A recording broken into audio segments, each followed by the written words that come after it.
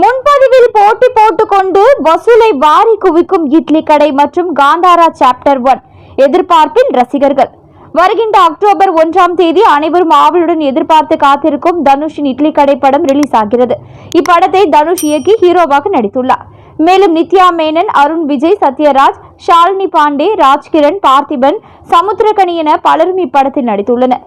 GV Prakash இப்படத்திற்கு இசையமைத்துள்ளார். இந்த நிலையில் இன்னும் 2 நாட்களில் வெளிவரவிருக்கும் இட்லி கடை படத்தின் ப்ரீ புக்கிங் வசூல் குறித்து தகவல் வெளியாகியுள்ளது. அதன்படி இதுவரை நடந்துள்ள முன்பதிவில் இப்படம் 5 கோடி ரூபாய் வசூல் செய்துள்ளது.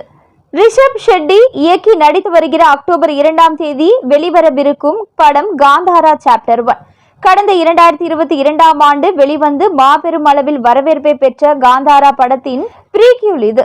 இப்படத்தில் ருக்மணி வசந்த் கதாநாயகியாக நடித்துள்ளார். ரசிகர்களால் பெரிதும் எதிர்பார்க்கப்படும் இப்படத்தின் ப்ரீ புக்கிங் கடந்த சில நாட்களுக்கு முன் துவங்கியது.